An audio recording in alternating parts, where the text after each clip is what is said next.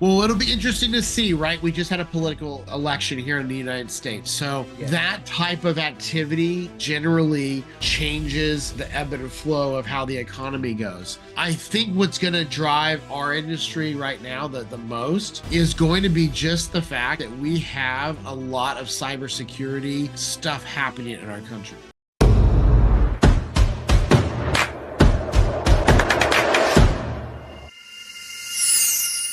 Hey guys, and welcome to the Grow IT podcast. One of your hosts here, Truett. And today we are very excited to have our guest on, Mr. John Hansman from Truett. And today we'll be diving a bit into his story, as well as what his company does. And then, as always, some engaging insights into the technology industry. So make sure to stick around for this one. I can't wait for it. John, thanks for hopping on, man. Appreciate it. Yeah, thanks for having me. John, if we can kick things off, if you could kindly, introduce yourself and just tell us a bit about your background, please. Yeah, so my name's John Hansman. I'm the CEO of Truett. I started this after spending 20 years in the home security industry. So I actually ran and was a part of a central station or a monitoring center for the first 20 years of my life after high school. My word, that's quite a jump, right? Yeah, I mean it's one technology to another. And Sure. by the time I left that company, I was in their IT infrastructure team as the company that I was working for, the small business got purchased by a corporation. And so I ended up, because of that, I ended up moving into the IT infrastructure area. And so it wasn't a really huge jump. I was already doing commercial corporate IT stuff. Anyway. Tell me, John, so how's it so that you became so passionate about what you're doing? What is it about this business that you enjoy so much? Well, I think, now the thing that I enjoy the most is really having the ability to sit down with owners and CEOs and help them strategize how to use technology to grow their company. So Excellent. a lot of times that's overlooked. Like most people think of IT as just tech support or something Mm. that they use in an emergency or something that they use when something's broken. But what we like to do is really strategize and help businesses see that they should be using and thinking about technology, about how they can deploy new software, how they can even deploy AI now, how you can look really through the lens of cybersecurity to Mm. prevent your business from losing a ton of money because of a cybersecurity attack. All those things, when put together into a really good program, affect the bottom line of a business. Right, right. The you've been doing this for quite some time. In your expertise, what's are like the current market trends that you're picking up? What ways are the winds blowing these days? Well, it'll be interesting to see, right? We just had a political election here in the United States. So Yeah. that type of activity generally changes the ebb and flow of how the economy goes. I think what's going to drive our industry right now the most is going to be just the fact that we have a lot of cybersecurity stuff happening in our country. Yeah. And I most people just don't realize the scale of what's going on. Most people don't realize just the reality that we're seeing really giant corporations being hit with cybersecurity events. And even really we're seeing big corporations, but that's just what we see in the news. We're seeing Mm. a lot of small businesses being the big target. And so I think that as we MSPs start to educate more, we're really going to start seeing businesses take that more serious. And that's really what we're hoping for, so we can actually slow down the growth of cybersecurity incidents. Tell me, John, you mentioned now, from the smaller businesses, you know, just to understand better, is it like, it was usually these big corporates that were targeted, and now they're breaking it down? Because I'm sure, I'm just thinking, obviously, I'm not a specialist in this, but I'm thinking to myself, because smaller companies might have a smaller budget to have those Yeah. systems in place, right? Do I make Right. sense? Yeah, that makes sense. And I think what the problem is that there's a saying that I love, which is that, you're not too small to get hacked. You're just too small to make the news. And Gotcha. so the reality is that when you look at the statistics from the FBI, Yeah. 50% or more of the businesses that experience a cybersecurity attack are small. My word, But that's very only interesting. the MGMs and big cities and things like that make the news. That's it. The little small guys assume, well, we're not on the news, so it really doesn't affect us. But they fail to look at the real statistics that really say if Mm, you're small, you got to put some effort into this because MGM can take a hit. right. They took a huge, like, I can't remember what it was now. I think it's up in the 100 millions. They took a Yeah. huge hit when they got attacked in Las Vegas. They can absorb some of that and with insurance Mm. and all the things going on, but the average small business, they can't absorb a $1 million loss. It Yeah, would gotcha. destroy them. I mean, that hit for a smaller business from a cash flow point of view, that can create some ruptions, right? Right. That's a good point you're making.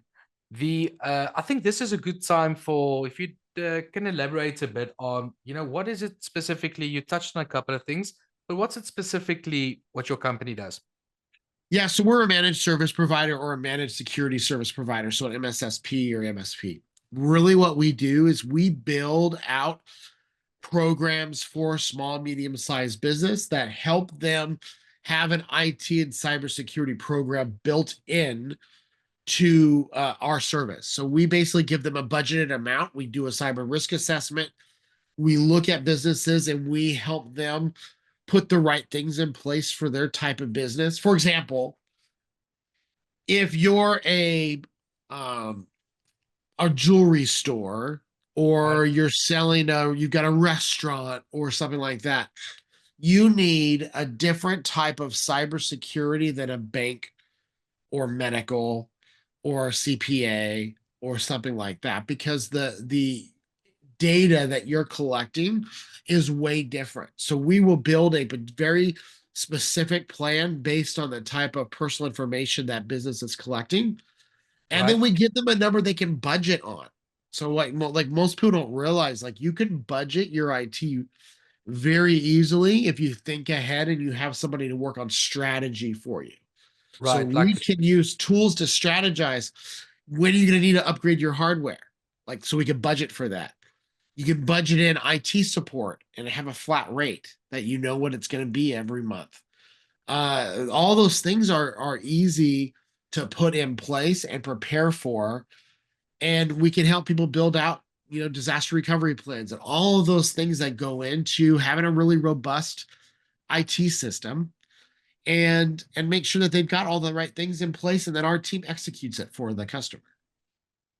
excellent. And then I suppose as well, maybe for this smaller businesses that do have that IT manager, that you guys obviously either it might be that you collaborate and work alongside with Uh-huh. those CTOs for that matter, or it might be, if I understand correctly, like even a smaller business that you guys can just on a consultant basis just do that, take that role for them. Yeah, it really depends. If they're really small, they may be paying too much for IT by having somebody in house. Good Like point. they don't really realize like the amount of money that it takes to hire the right person today to make sure you have all of the cybersecurity things in place and know what you're looking at is much more expensive than it was 10 years ago.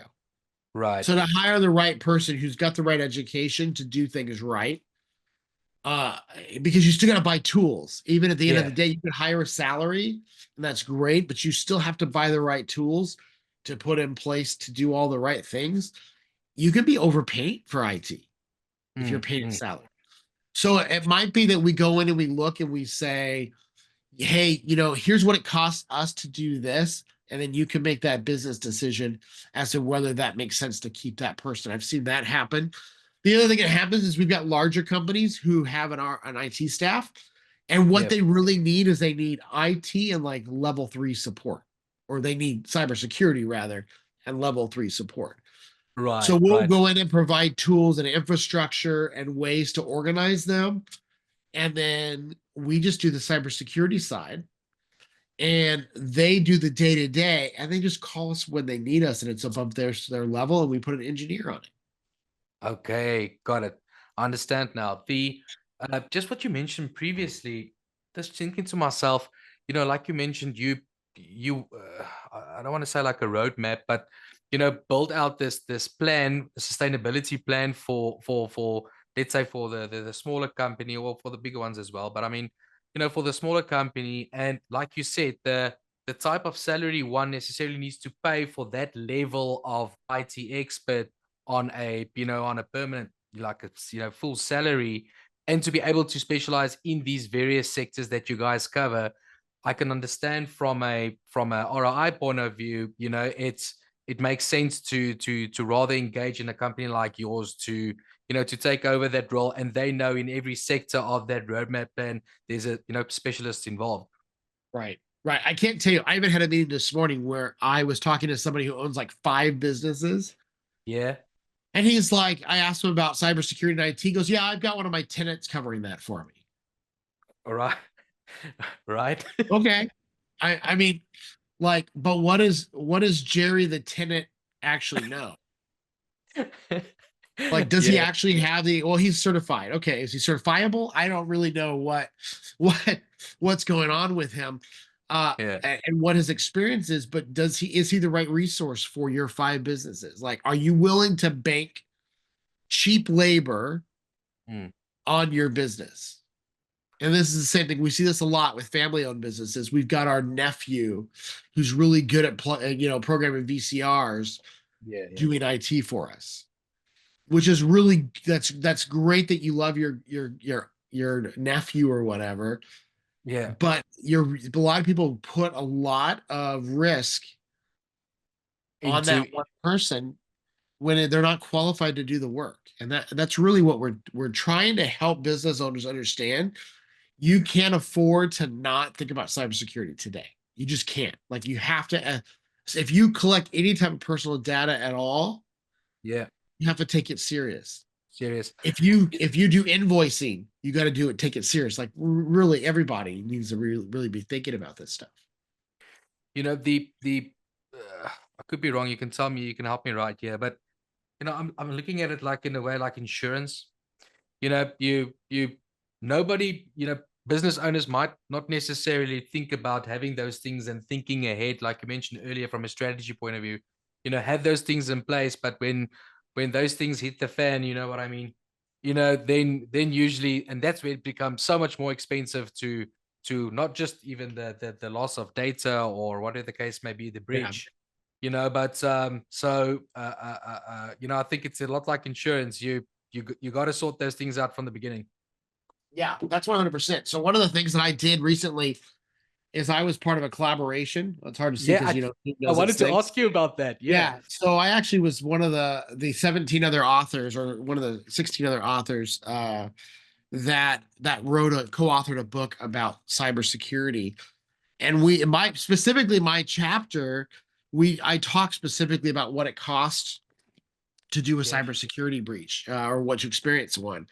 And what Yeah. most people don't realize is, like, I've heard, well, I'll just replace all my computers.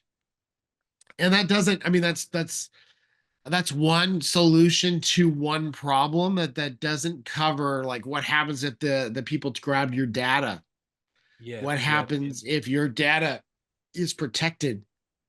What happens if your state has requirements that you report the data breach within a certain amount of time? Like, there's a lot of things that go into to a cybersecurity incident that people just don't think about. They just think, well, I'll just swap out my computers and I'm good now. Yeah. And the cost is way more astonishing than most people realize. And most people think, yo, there's a lot of value that your company brings to the table. John, what I wanted to ask you, on a personal note, um, you know, you've got a successful business. In your opinion, what type of mindset would you say is needed to be a successful founder of a company?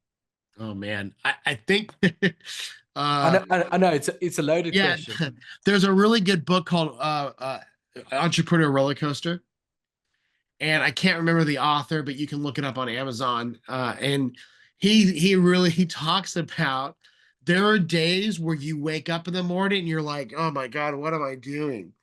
And there's days where you kick butt and you're like living on cloud nine and you're ready to go. I think what it takes is the sense of resilience that you really have to Right. realize that you have to be okay with failure or be okay with pivoting your business or making quick changes to adapt. You have to Right. be extremely adaptable. I think the other thing that I'm learning now is you've got to be really good at learning how to delegate as fast as you can get there financially. So, Right. as fast as you can find people to do things you don't like. There's another book, Dan Martell. I just recently saw him in person. He has a book called Buy Back Your Time, and he Right. talks all about finding ways to find the things you're not good at as a CEO or as a founder and find somebody to go do that for you so you can find more time to focus on what you're really good at. Like What you're I'm really really good at. good at speaking and sales and marketing and those type of things. So I want to focus all my energy on that. I'm Mm. not an administrative person. So I hired an administrator. I have technicians that are doing the technical work for me. They're Yeah. the ones who are taking care of that. So you have to have a growth mindset all the Yeah. time. So where people get in trouble in any entrepreneur business, like I really feel like any good entrepreneur can run any type of business regardless of their skill set, their background. Right. Makes sense. Like a person can run a plumbing company without being a plumber. Right. Where you see people get in trouble is they get stuck in the work and not like, stuck in the business, not on the business, not working on the business. And Mm. they Mm. forget that they really have to focus on growth and focus on like putting systems in place and focus on, finding people to help them and all of those things. Now we all start out somewhere. So we all start out just being us, and that's Yeah. that's great. But your goal for the day you start your business should be how am I going to add people to my team and what are the things I need to do to get that to happen? To get that to happen. That needs Uh, to be your focus. If you can find ways to add people to your team and get the finances to make that happen, you're gonna 3x, 5x your growth over time. And that's Excellent. that's what we're doing. I'm Yeah. highly focused on how do I get the next agreement contract with another client? Not so I can drive a Lamborghini, but although that would be really cool someday, but Yeah. how can I get the next customer to grow the business so I can employ another person and bring another person onto my team so we can become a better company for our Better client? company. Talking about now growing the business, off record, you told me that you've got another office as well. Where you based? Where's your So offices operate? our corporate office where we have most of our staff is in Olympia, Washington, or now in Tumwater, which is right next. It's in the Olympia, Thurston County area. So, and then we have a satellite office in Spokane, Washington as well. Okay, excellent. Tell me, John, where can the listeners get hold of you guys? So the best place is to go to our website, which is truit.io. So truit.io. You can also look us up on social media. So Truett, you can look us up, Truett MSP on most of the social media platforms, or you can always look me up directly. I own like my name on every platform just about. So you can definitely look us up there. And what's really neat is we do lots of lunch and learns if you're in the area. We also Yeah, do at least one webinar a month that has a different topic. So we're doing one on AI coming up on Friday of this week.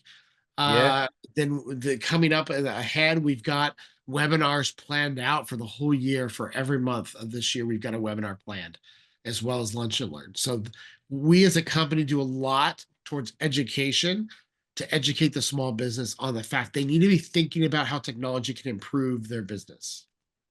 Got it. John, thanks for hopping on. Thanks for providing us with your expertise and your knowledge. I'm sure there's a lot of people making notes whilst listening to this podcast. So thanks for your time. Appreciate you coming on. Yeah, thank you so much. Thanks.